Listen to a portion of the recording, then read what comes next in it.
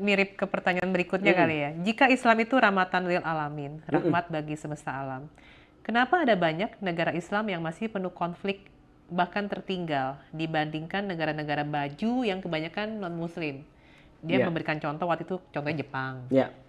ya kan? Kalau Allah Maha Pengasih dan Penyayang, Mm-mm. kenapa juga ada perintah-perintah dalam Islam yang terlihat keras? Mm-mm.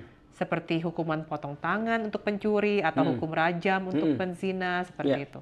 Nah, ini jawabannya juga bisa kita kembangin karena ada dua pertanyaan praktis di sini. Yang pertama adalah kenapa orang-orang Muslim itu tertinggal. Kalau kita baca sejarah, eh, ternyata dunia Islam tidak selalu tertinggal. Kalau kita baca sejarah, justru ada banyak sekali para ilmuwan-ilmuwan Barat yang mereka seolah-olah ngomong begini, kenapa peradaban Barat itu berhutang pada peradaban Islam? Karena Islam adalah salah satu peradaban yang menjembatani peradaban Yunani sama dengan peradaban Barat modern. Nah, sehingga ketika di satu zaman pernah Islam tuh justru menjadi mercusuar dunia. Sampai sekarang masih ada beberapa sisanya, walaupun saya nggak berniat untuk bernostalgia ya. Misal contoh, hampir semua nama bintang-bintang di langit itu adalah dalam bahasa Arab. Karena orang-orang Muslim yang ngasih. Misalnya contoh kayak Al-Karnar, lalu kemudian kayak apa lagi.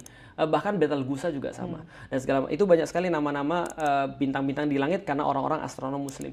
Ada banyak sekali hal-hal yang kayak misalnya algoritma yang memungkinkan terjadinya komputer dan seterusnya. Itu yang mempopulerkan angka 0 kan adalah Khawarizmi. Akhirnya namanya abadikan dalam ilmu algoritma. Sebelumnya namanya aljabar. Tapi waktu itu orang Barat salah lihat bukunya, dia judulnya Al-Jabar wal Muqabalah, penulisnya Al-Khwarizmi. Orang Barat lihat kirain namanya Al-Jabar. Akhirnya namanya jadi algebra, gitu nih, Al-Jabar. Tapi ternyata kita salah nih, namanya Al-Khwarizmi ternyata. Keren juga, baru tahu loh ini. Diganti jadi algoritma. Iya. Angka 0 yang memperkenalkan justru Al-Khwarizmi dari orang-orang India, diambil kemudian diperkenalkan di Barat sebagai angka 0 yang akhirnya menggantikan angka Romawi yang sangat rumit itu. Kita bisa bayangin turis 2024 pakai angka Romawi kan, itu kan lumayan. Kamera itu kan adalah bagian juga daripada pengembangannya Ibnu Al-Haisami misalnya. Ilmu apa lagi? Ilmu kesehatan, ilmu germ teori itu yang memperkenalkan orang Muslim, namanya Ibnu Sina. Ada beberapa yang lain juga kimia itu juga memperkenal Jabir Ibnu Hayyan. Alkimia by the way itu bahasa Arab juga. Nah, artinya kalau kita lihat Islam nggak selalu tertinggal. Nah, pertanyaannya kapan Islam tertinggal? Ketika mereka terpecah belah.